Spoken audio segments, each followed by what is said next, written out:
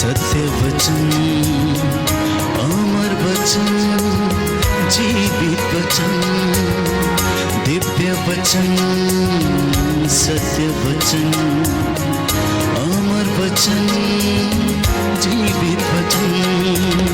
साई दा बामा बनी दा बामा बगा रे सा नि रे सा नि रे सा नि रे सा नि रे सा।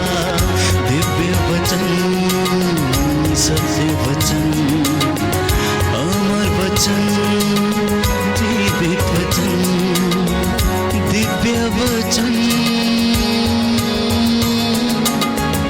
दिव्य वचन।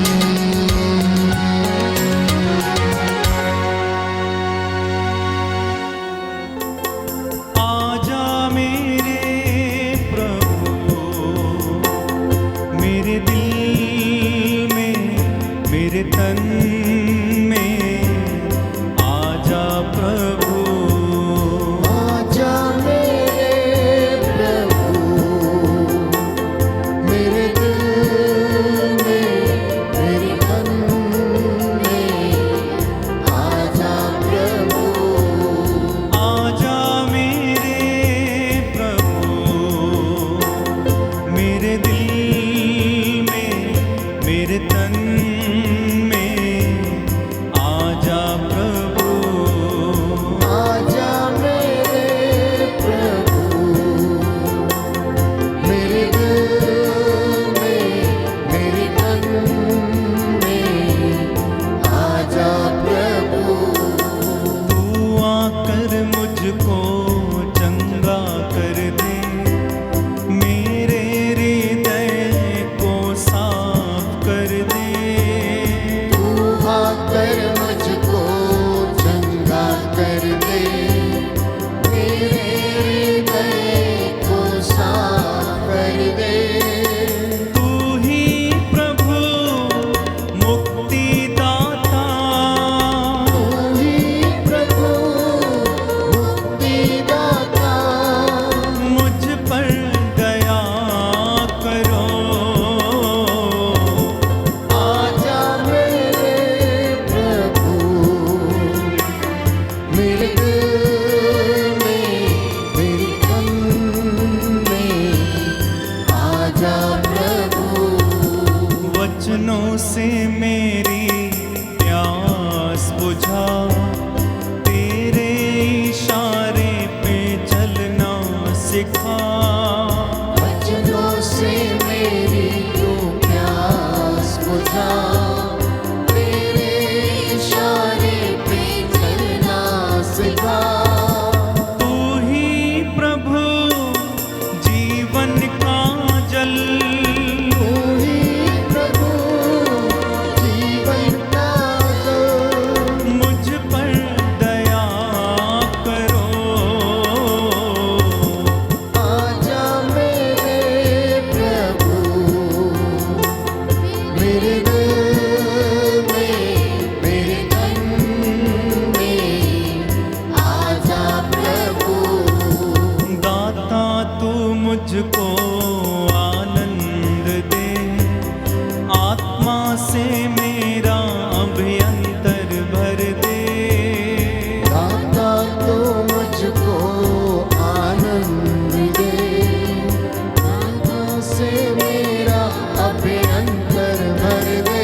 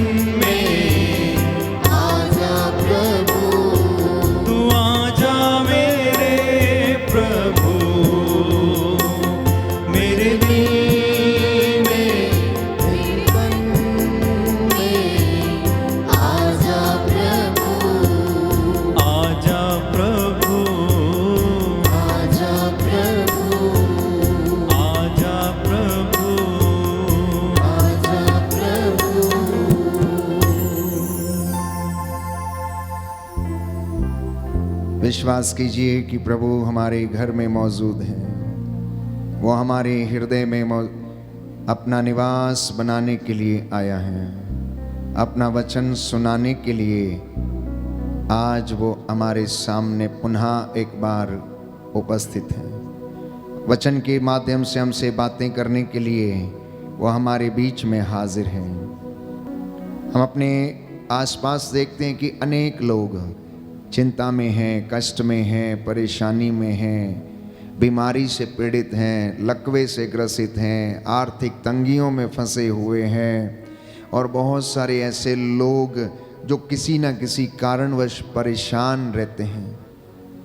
हर व्यक्ति के जीवन में कोई ना कोई दुख अवश्य है।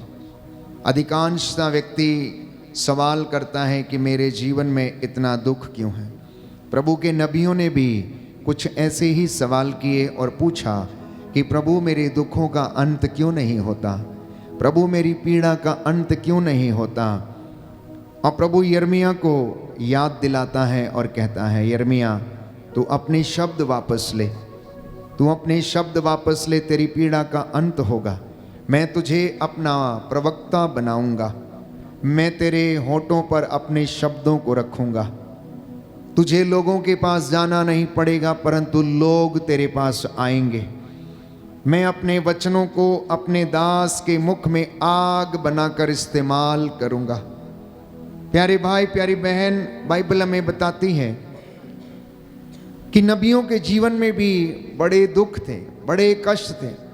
हिजकिय्याह बीमार पड़ गया, मरना नहीं चाहता था, इसलिए वो रो रो कर प्रार्थना करने लगा। उसने दीवार की ओर मुंह कर लिया और घुटने टेक लिए और रोने लगा और कहने लगा कि हे प्रभु, मैं अभी मरना नहीं चाहता हूं, मेरे जवानी के दिनों को तू याद कर। और इस तरह वो रोते रोते आंसू बहाते हुए प्रार्थना करता है। परमेश्वर, बाइबल बताती है, जो करुणामयी है, तरस खाने वाला है, जीवन देने वाला है, सहज ही द्रवित हो जाता है। वो यशायाह से कहता है कि जाओ उसे कह दो कि वो नहीं मरेगा, मैं उसे 15 वर्ष का जीवन और देता हूं। तो नबियों के जीवन में बाइबल हमें बताती है, हम देखते हैं कि जब परिस्थितियां विषम थीं, जब हर चीज उनके अगेंस्ट थी, जबकि उसे मालूम था कि वो मरने वाला है, तो ऐसी परिस्थिति में वो एकाग्र होकर आंसू बहाते हुए ईश्वर से प्रार्थना करता है कि मुझे जीने का और समय दीजिए। और प्रभु हिजकिय्याह की प्रार्थना को सुनता है, प्रभु हिजकिय्याह की प्रार्थना को सुनता है। इतना ही नहीं, यरीको के रास्ते में अंधा बैठा हुआ पुकारता है, ओ ईसा नाजरी दाऊद के पुत्र मुझ पर दया कीजिए, ओ ईसा नाजरी दाऊद के पुत्र मुझ पर दया कीजिए। और प्रभु उसे अपने पास आने के लिए कहते हैं और लोगों को कहते हैं कि उसे मेरे पास ले आओ। पूछते हैं क्या चाहते हो, मैं तुम्हारे लिए क्या करूं? कहता है मैं देखना चाहता हूं, कहता है मैं देखना चाहता हूं। परिस्थिति इतनी विषम है कि वो देख नहीं सकता, रोज भीख मांगता है, यरीको के रास्ते पर पड़ा रहता है और लोग आकर उसकी झोली में, उसके कटोरे में 1-2 सिक्के डालकर चले जाते हैं और वो शाम को अपने घर चला जाता है। और एक दिन वो रास्ते में ईसा की आवाज को सुनता, उसके जाने की आवाज को सुनता है।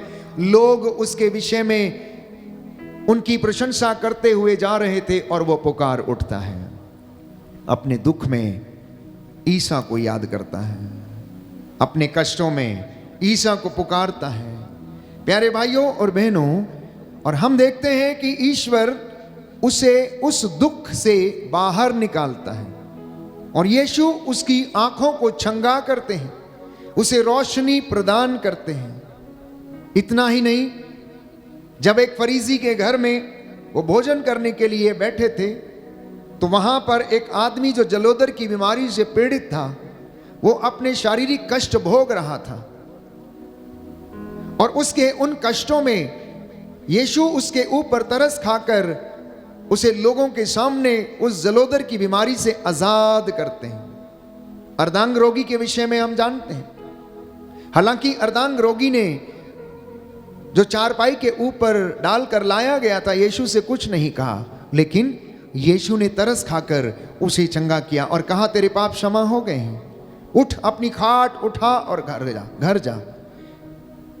ऐसे बहुत सारे उदाहरण बाइबल में हम पाते हैं कि जहां पर लोग विषम परिस्थितियों में थे, लेकिन वो प्रार्थना करते रहे, वो परमेश्वर को पुकारते रहे, वो उसके सामने समर्पित होकर प्रार्थना करते रहे और उन्होंने अपने दुखों में भी ईश्वर की महिमा को देखा। बोलिए आमीन, आमीन, हालेलुया, हालेलुया। यीशु की स्तुति हो, यीशु की स्तुति यीशु हो, को धन्यवाद, यीशु को धन्यवाद, यीशु की आराधना हो, यीशु की आराधना हो, यीशु की महिमा हो, यीशु की महिमा हो, यीशु को धन्यवाद, यीशु को धन्यवाद, हालेलुया, हालेलुया, हालेलुया। हालेलुया। हमारा शरीर इतना नाजुक है कि इसे एक कांटा भी चुभ जाए तो प्यारे भाइयों और बहनों, ये हमारी चीख पुकार निकाल देता है।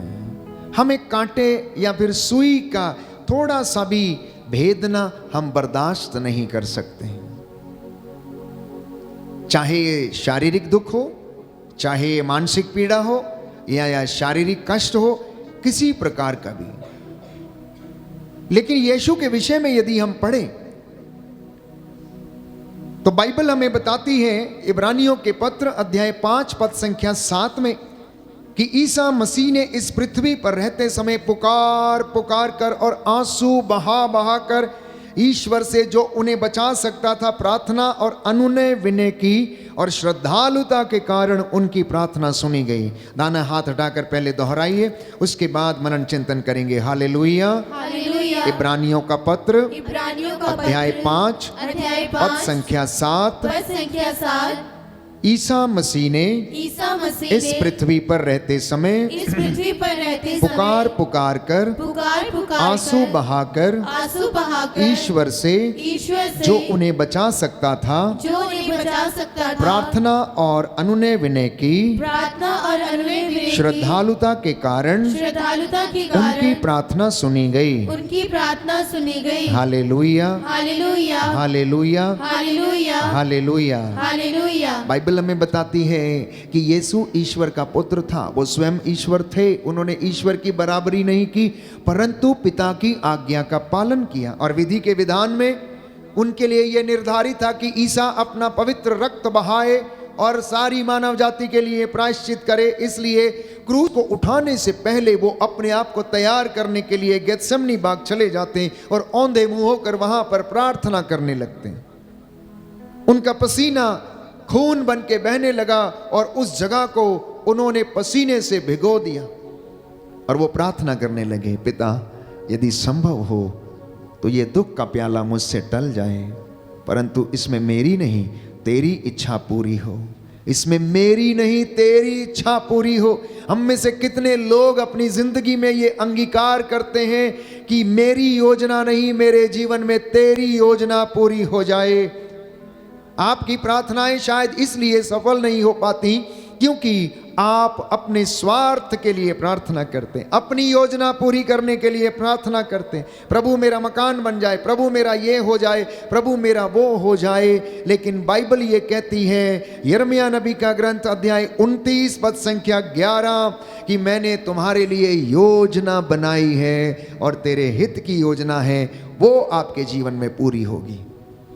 जो योजना उसने बनाई है वो आपके जीवन में पूरी होगी। इसलिए जब आप असफल होते हैं तो शायद ये योजना आपकी है, इसलिए आप उसमें असफल हो गए, लेकिन परमेश्वर हमें किसी और योजना में सफल करना चाहता है जिसे हम अंगीकार नहीं कर पाते हैं, जिसे हम स्वीकार नहीं कर पाते, जिसे हम अपने परिवार में पूरा करना नहीं चाहते हैं।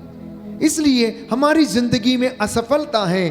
तो मैंने आपके साथ प्रार्थना किया कि सारी असफलताओं के लिए धन्यवाद दें। जब जब हम असफल हुए, जब जब हम कमजोर रहे, जब जब हम दुर्बल हो गए, क्योंकि हमारी दुर्बलताओं में उसकी महान कृपा और महिमा प्रकट होती है। बोलिए आमीन, आमीन, हालेलुया, हालेलुया। हालेलुया। हे प्रभु यीशु, हे प्रभु यीशु, जब हम दुर्बल हैं जब हम तब दुर्बल हम हैं, बलवान हैं। तब हम बलवान मैं हैं। विश्वास करता हूँ मैं विश्वास करता आपकी हूँ, कृपा आपकी कृपा मेरे लिए पर्याप्त है। मेरे लिए पर्याप्त है। Hallelujah, hallelujah, hallelujah. हालेलुया।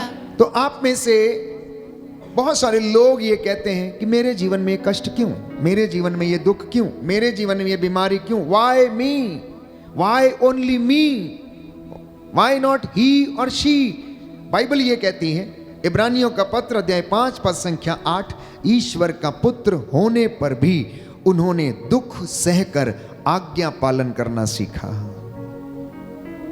ईश्वर का पुत्र होने पर भी उन्होंने दुख सहन करके आज्ञा पालन करना सीखा। क्या हमने कभी ये सोचा है, वाई जीसस, वाई जीसस? वो तो ईश्वर का बेटा था, वो तो स्वयं ईश्वर था। क्यों उन्हें दुख सहना चाहिए था? क्यों उन्हें कोड़े खाने चाहिए थे? क्यों उन्हें अपने शरीर पर घाव सहने की आवश्यकता है? क्योंकि पिता की इच्छा थी, कि पिता की इच्छा थी कि वह अपना लहू बहाकर मेरे और आपके लिए प्रायश्चित करे और ईश्वर उन्हें वो महिमा प्रदान करे जो उन्होंने उनके लिए निर्धारित करके रखी। इसलिए मेरे और आपके लिए भी जो योजनाएं हैं, मेरे और आपके लिए भी जो परमेश्वर के विचार हैं, वो बहुत बड़े हैं, वो बहुत महान हैं। हम में से बहुत कम लोग इन विचारों को समझ पाते हैं। यदि आप वचन को पढ़ेंगे तो अवश्य समझेंगे, और यदि आप वचन को नहीं पढ़ेंगे, मनन चिंतन नहीं करेंगे, तो प्यारे भाइयों और बहनों, हम उसे नहीं समझ सकते हैं। अय्यूब के ग्रंथ अध्याय 1 में पढ़ते हैं कि अय्यूब का सब कुछ नष्ट हो गया था। उसके शरीर पर फोड़े हो गए थे, भयंकर यातना उसने सही, लेकिन उसने ईश्वर के विरुद्ध भुनभुनाया नहीं, उसने कोई सवाल नहीं किया। उसने कहा, अपनी पत्नी से कहा जब वो शिकायत करने लगी, आखिर क्यों तुम इनके पीछे पड़े हो? दिन रात प्रार्थना करते हो, सब कुछ लुट गया, वो तुम्हारी प्रार्थना सुनते नहीं है। तो वो उसे जवाब देते हैं कि तुम क्यों मूर्ख स्त्रियों की तरह बात करती हो? तुम क्यों मूर्ख स्त्रियों की तरह बात करती हो? जब वो सुख दे रहा था तब हम उसे स्वीकार कर रहे थे, सारी सुविधाएं उसने दी और हमने स्वीकार किया, और यदि अब वो हमें दुख दे रहा है तो क्या हम उसे स्वीकार ना करें? कहता है, मैं सहर्ष उसे स्वीकार करता हूं, क्योंकि मैं तो नंगा ही माता के गर्भ से आया था, नंगा ही वापस जाऊंगा। उसने दिया था, उसने ले लिया, सब कुछ उसी का है, सब कुछ उसी का है। इस तरीके के विचार जब विषम परिस्थितियों में एक विश्वासी के जीवन में आते हैं, तो प्यारे भाइयों और बहनों, वह अपनी जिंदगी में उसकी महिमा को देख सकता है। मैंने आपसे विश्वास के विषय में चर्चा किया, तो विश्वासी के जीवन में यदि विश्वास की कमी है तो वह दुख सहन करने में असमर्थ होगा। एक विश्वासी यदि आशावादी नहीं है, एक मसीही व्यक्ति यदि आशावादी नहीं है, हमेशा नकारात्मक सोचता है, हमेशा नेगेटिव सोचता है, ऐसा नहीं होगा, नहीं होगा, नहीं कर सकता हूं, नथिंग विल हैपन, सब कुछ उजड़ गया है, अब तो बर्बाद हो गया है, अब क्या होगा? प्यारे भाइयों और बहनों, ये विश्वासी के लक्षण नहीं, ये एक आशावादी मसीह के लक्षण नहीं। लेकिन आशावादी मसीह तो हमेशा उन बातों की प्रतीक्षा करता रहता है जिन्हें वो नहीं देखता। वो तो उनमें विश्वास करता है जिन चीजों को आज तक उसने कभी देखा नहीं है। और बाइबल हमें बताती है कि पृथ्वी भर में अय्यूब के जैसा कोई व्यक्ति नहीं था। पृथ्वी भर में अय्यूब के जैसा कोई व्यक्ति नहीं था। नूह के जैसा धर्मी व्यक्ति नहीं था, बाइबल कहती है। हनोक के जैसा धर्मी व्यक्ति नहीं था। इन 3 व्यक्तियों के विषय में बाइबल हमें बताती है, क्योंकि वे धर्मी थे, राइचियस व्यक्ति थे, लेकिन उन्होंने अपने जीवन में दुखों को और विषम परिस्थितियों को देखा, कष्टों को देखा। और बाइबल कहती है कि अय्यूब निर्दोष था, निष्कपट था, परंतु ईश्वर पर श्रद्धा रखता था, बुराई से दूर रहता था, लेकिन फिर भी उसने दुख सहन किया, परमेश्वर ने फिर भी उसकी जिंदगी में दुख आने दिया, परिस्थितियों को विषम कर दिया, उसकी जिंदगी में शैतान को आज्ञा दे दी, जाओ इसकी परीक्षा ले लो, उसकी जिंदगी छोड़ देना, उसके ऊपर हाथ मत डालना और जाओ तुम उसके साथ जो कुछ करना चाहते हो वो तुम कर सकते हो। इतना सब कुछ होने के बावजूद अय्यूब ने शिकायत तक नहीं की। इसलिए यशायाह नबी के ग्रंथ में हम पढ़ते हैं कि इंसान शिकायत क्यों करता है, इंसान शिकायत क्यों करता है। उसके लिए कहीं अच्छा ये हो कि वो अपना आचरण सुधारे। इंसान के लिए सबसे ज्यादा कहीं अच्छी बात यह है कि वह अपना आचरण सुधारे और परमेश्वर के पास लौटे और अपनी नजर उसके ऊपर गड़ाए रहे, उसका वचन ध्यान पूर्वक सुने। तो अय्यूब लिखता है अध्याय 2 पद संख्या 10 में कि हम ईश्वर से सुख स्वीकार करते हैं तो दुख क्यों स्वीकार ना करें।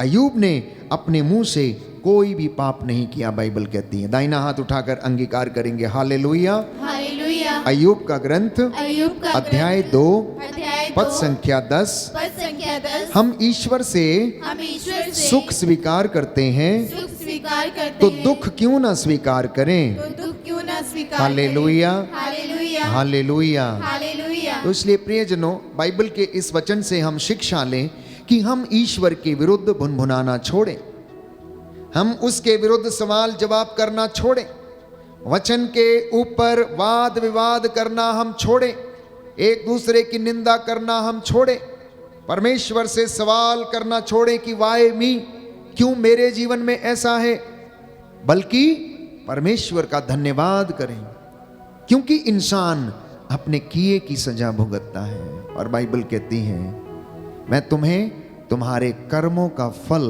प्रदान करूंगा, मैं तुम्हारे कर्मों का फल तुम्हें प्रदान करूंगा। और वो पृथ्वी पर ही हमें नरक और स्वर्ग दिखाता चलता है। प्यारे भाइयों और बहनों, हमें पृथ्वी पर ही नरक और स्वर्ग दिखाता चलता है, उसका एक आभास हमें पृथ्वी पर ही वो दिला देता है।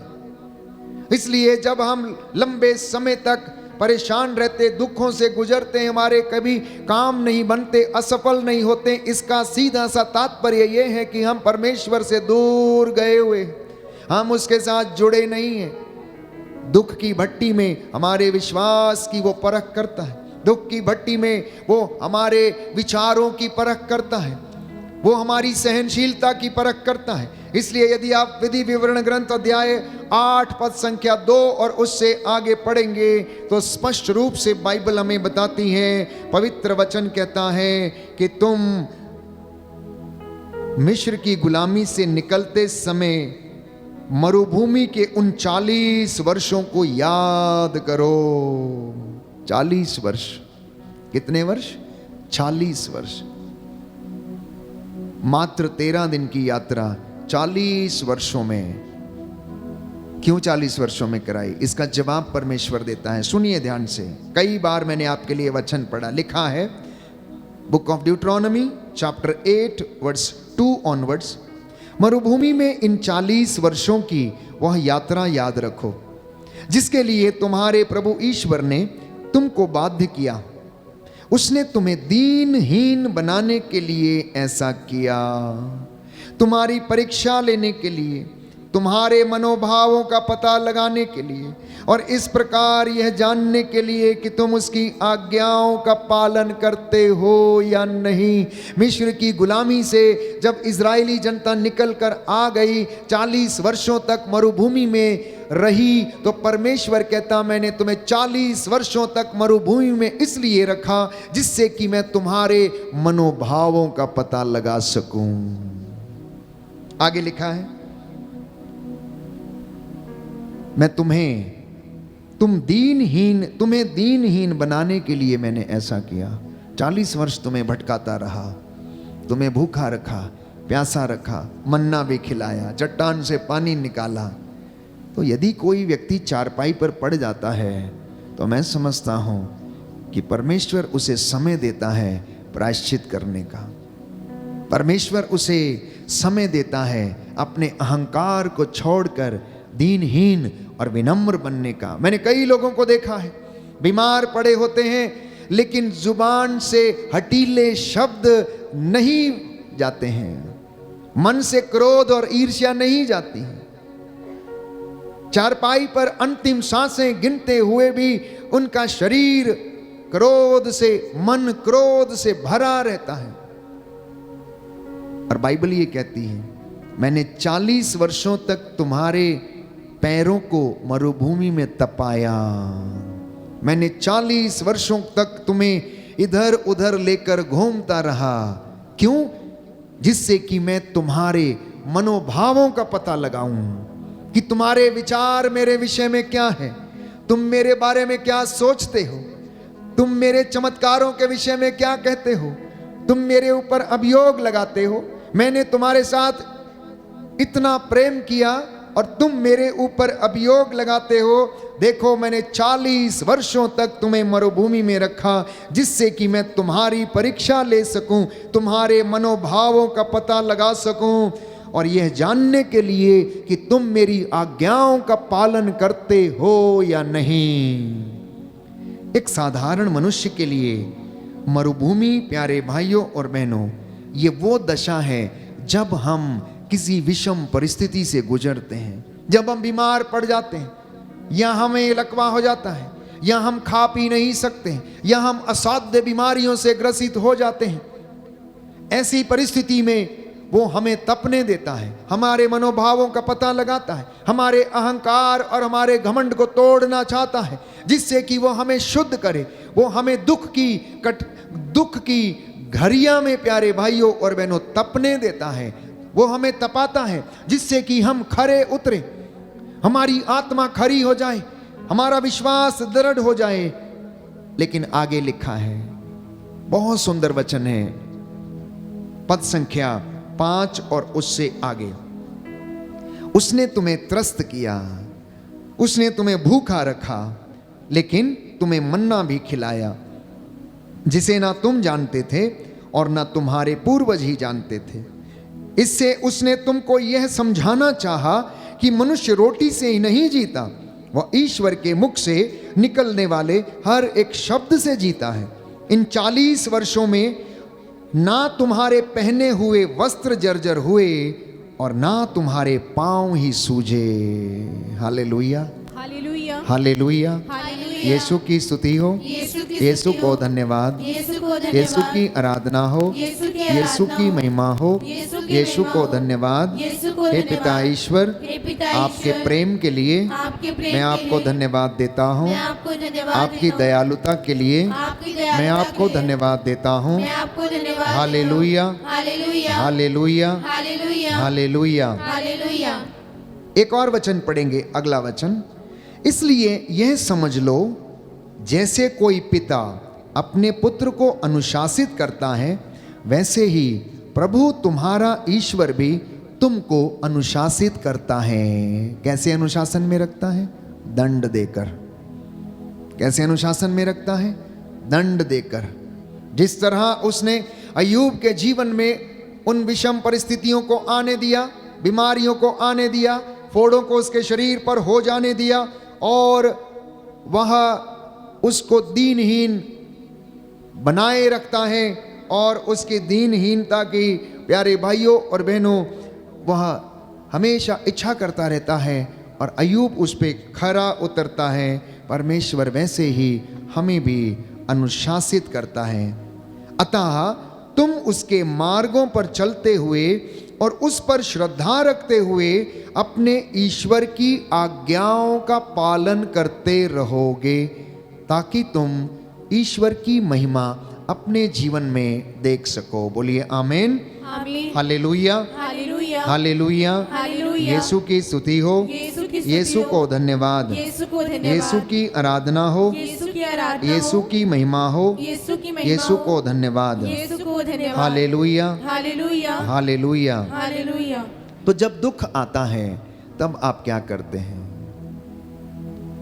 दुख में आपका एटीट्यूड कैसा रहता है? कष्ट में आपका प्रत्युत्तर कैसा रहता है? बहुत सारे लोग दुखों को स्वीकार नहीं कर पाते हैं। बहुत सारे नौजवान बेटे और बेटियां, मान लीजिए यदि उनके शरीर पर कोई दाग आ गया या कुछ हो गया तो वह उस विषय को लेकर बहुत चिंतित हो जाते हैं। बहुत सारी महिलाएं, यदि उनका सुंदर चेहरा किसी बीमारी के कारण खराब हो जाता है तो वो सहन नहीं कर पाते, उन्हें आत्मग्लानि फील होने लगती, वो दुख में और कष्ट में चिंतित होने लगते हैं प्यारे भाइयों और बहनों। इसलिए परमेश्वर का वचन संत पौलुस कुरिन्थियों को लिखते हुए दूसरे पत्र अध्याय 1 पद संख्या 3 में कहता है, धन्य है ईश्वर हमारे प्रभु ईसा मसीह का पिता, परम दयालु पिता और हर प्रकार की सांत्वना का ईश्वर। वो सारी दुख तकलीफों में हमें सांत्वना देता है, इसलिए आप लोग घबराना नहीं। दुख में सबसे पहली बात है कि घबराना नहीं, ढारस रखना, हिम्मत रखना, आशावादी होकर आगे बढ़ते जाना, क्योंकि सांत्वना का ईश्वर, परम दयालु पिता ईश्वर हमें दिलासा देता और हमारे घावों पर पट्टी बांधता है। दाहिना हाथ उठाकर दोहराएंगे हालेलुया। हालेलुया। कुरिन्थियों का दूसरा पत्र कुरिन्थियों का दूसरा पत्र अध्याय 1 पद संख्या 3, पद संख्या 3, धन्य है ईश्वर धन्य है ईश्वर हमारे प्रभु ईसा मसीह का पिता, हमारे प्रभु ईसा मसीह का पिता, परम दयालु पिता, परम दयालु पिता, हर प्रकार की सांत्वना का ईश्वर। हर प्रकार की सांत्वना का वह ईश्वर, सारी दुख तकलीफ में वह सारी दुख तकलीफ हमें में सांत्वना देता है। हमें सांत्वना देता है। हालेलुया। हालेलुया। यीशु ने कहा, यीशु ने कहा, मत्ती का सुसमाचार मत्ती का सुसमाचार पद संख्या 4, पद संख्या 4, धन्य है वे धन्य है जो वे शोक करते जो हैं, शोक करते उन्हें हैं, सांत्वना मिलेगी। उन्हें सांत्वना मिलेगी। Hallelujah, hallelujah. Hallelujah, hallelujah. Hallelujah. Hallelujah. तो दुख की घड़ी में मैंने कहा सबसे पहली बात है ईश्वर पर अटूट विश्वास रखना, आशावादी होकर आगे बढ़ना और अपनी प्रार्थनाओं को प्रभु को समर्पित करना, पहली बात। दूसरी बात, दुख के समय में प्रवक्ता ग्रंथ अध्याय 2 पद संख्या 3 में हम पढ़ते हैं कि ईश्वर से लिपटे रहो ताकि अंत में तुम्हारा कल्याण हो। ईश्वर से लिपटे रहो, अपनी प्रार्थनाओं को, अपने धार्मिक कामों को, अपनी आध्यात्मिकता की क्रियाकलापों को आप रोज करते रहें। आप लगभग 1500 परिवार मेरे साथ रोज शाम को जुड़ते हैं। शायद आप लोग सोचते होंगे कि फादर और ब्रदर रोज एक ही गीत गाते हैं, हालेलुया होसन्ना, हालेलुया होसन्ना। एक ही गीत को रोज दूसरे तीसरे दिन दोहराते हैं।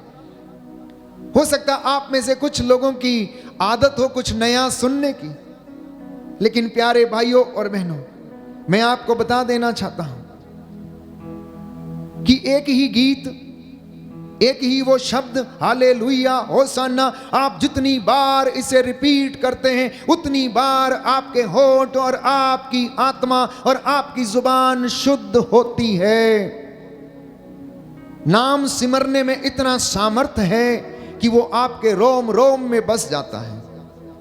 नाम जपने वाली जो प्रार्थना है, यदि आप उसे रोज जपते हैं, चाहे वो एक ही नाम है, ईसा नाम, क्योंकि संत पौलुस कहता है ईसा नाम के सिवा इस दुनिया में मानव जाति को कोई दूसरा नाम नहीं दिया गया है। उस नाम में मुक्ति है, उस नाम में सामर्थ है, इसलिए उस नाम की हम आराधना करते हैं, हम उसी नाम की महिमा गाते हैं, हम उसी नाम का जप करते हैं रोज। प्यारे भाइयों और बहनों, गीत, भजन और स्तुति प्रभु के आदर में हम रोज गाते हैं, लेकिन जब हम गाते हैं तो फर्क सिर्फ इतना है कि गाते वक्त आपका मनोभाव कैसा है, आपका एटीट्यूड कैसा है, आप उसे जुड़ते हैं या नहीं, आप उसे देख पाते हैं या नहीं, आप इस वेदी के इर्द गिर्द स्वर्गदूतों के असंख्य सेना को देख पाते हैं या नहीं,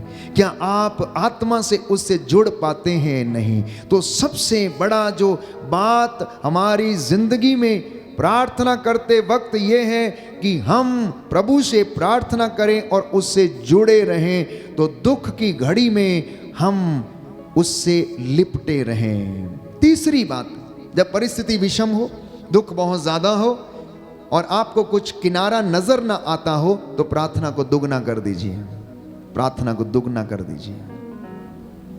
यदि आप प्रार्थना को दुगना करते हैं तो उस दुख को, उस बीमारी को आपके पास से जाना होगा।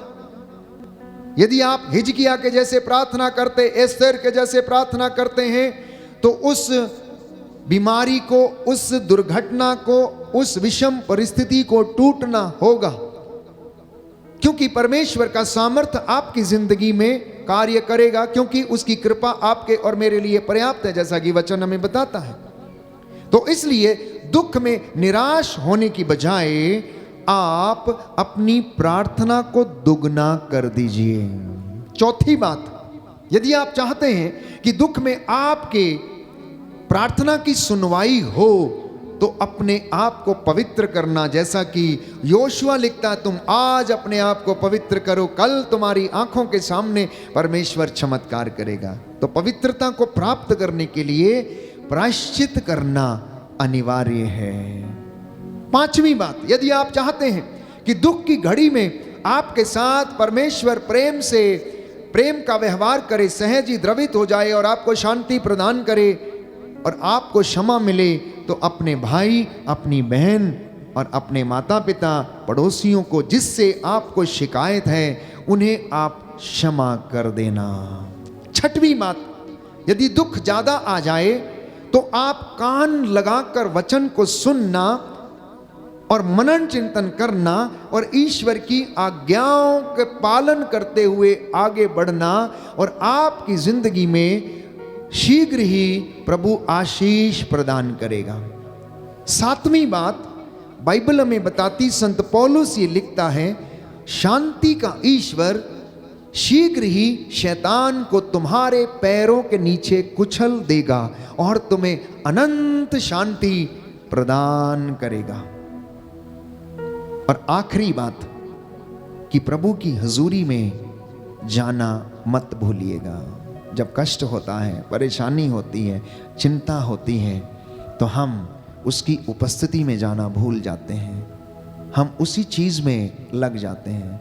शादी ब्याह लोग रचाते हैं, वो खाने पीने में ही रहते हैं, पार्टी मनाने में ही रहते हैं। सुबह बर्थडे मनाया लेकिन प्रार्थना का कोई पता नहीं, शाम का भोजन तैयार हो गया लेकिन खड़े होकर एक साथ धन्यवाद देने का कोई पता नहीं। कलीसिया के अध्यक्षों को या पासवानों को बुलाकर धन्यवाद की प्रार्थना करने का कोई पता नहीं। कैसे उस घर में बरकत आएगी, कैसे उस भोजन पर आशीर्वाद उतरेगा। प्यारे भाइयों और बहनों, जब भी आपके समारोह होते हैं, चाहे वो मंगनी की रस्म हो, चाहे वो बर्थडे सेलिब्रेशन की रस्म क्यों ना हो, चाहे आपके मित्र की आप मेहमान नवाजी कर रहे हैं वो क्यों ना हो, या कलीसिया के अध्यक्ष या पासवानों को आप बुलाते हैं, तो ऐसी परिस्थिति में सब लोग एक साथ मिलकर अपनी हर एक परेशानी के लिए, सुख और दुख के लिए धन्यवाद कीजिए और उसकी उपस्थिति में रहिए। मैं आपको विश्वास दिलाता हूं कि आप ईश्वर की दया से कभी वंचित नहीं रहेंगे और वो आप पर दया करेगा। हम प्रार्थना करें आज का वचन हमारे जीवन में 100 गुना फल लाए, क्योंकि बाइबल हमें बताती है, यशायाह नबी का ग्रंथ अध्याय 48 पद संख्या 10, मैंने तुमको शुद्ध किया, विपत्ति की भट्टी में तुम्हारा परिष्कार किया, आग की भट्टी में मैंने तुम्हें नहीं डाला। मैंने तुम्हें दुख की भट्टी में डालकर तपाया, और जैसे सोना आग में तपाया जाता है, मैंने तुम्हारे मनोभावों, तुम्हारी आत्माओं को मैंने दुख की भट्टी में डालकर परखा और तुम्हें मैंने शुद्ध करने का प्रयास किया है। इसलिए स्तोत्रकार कहता है, अध्याय 66 पद संख्या 10 और 12, book of Psalms chapter 66 verse 10 to 12, ईश्वर तूने हमारी परीक्षा ली, चांदी की तरह तूने हमारा परिष्कार किया। इसलिए संत पौलुस पेतरुस के पहले पत्र में लिखता है, घबराइए नहीं, अध्याय 4 पद संख्या 12 से 13, आप लोगों की अग्नि परीक्षा ली जा रही है। यदि कोई बिस्तर पे है, यदि कोई कष्ट सह रहा है, बीमारी से पीड़ित है, आर्थिक तंगी से गुजर रहा है, बहुत कष्ट झेल रहा है, उसके नाम पर अत्याचार सह रहा है, तो संत पौलुस कहता घबराइए नहीं, आपकी अग्नि परीक्षा ली जा रही है और आपको दुख की भट्टी में तपाया जा रहा है ताकि आप सोने की तरह खरे निकलें, सोने की तरह खरे निकलें। आंखों को बंद करें, समर्पित करें, अपने मनोभावों को जांच कर देखें, अंतरात्मा को जांच कर देखें कि हमारा ईश्वर के वचनों के प्रति क्या मनोभाव है, उसके प्रेम के प्रति हमारा क्या मनोभाव है। बंधन टूटे, छुटकारा मिले, हर एक परेशानी से, हर एक बीमारी से बंधन खुल जाएं यीशु के नाम पर। यीशु के नाम पर इस वक्त हमारी जिंदगी में, परिवार में आशीष आए, आपके बच्चों के जीवन में, आपके खेत खलियानों में रूह की आग उतरे, रूह की आग उतरे, मसा उतरे, आपको शुद्ध करे, पवित्र करे, आपको रोग बीमारी से, अश्लीलता से, घमंड, ईर्ष्या, द्वेष, घृणा से आपको आजाद करे। Right now I claim the deliverance and healing in the name of Jesus. Yeshu के नाम पर शुद्ध हो जाओ, चंगे हो जाओ। प्रभु कहता है मैं चाहता हूं कि तुम शुद्ध हो जाओ।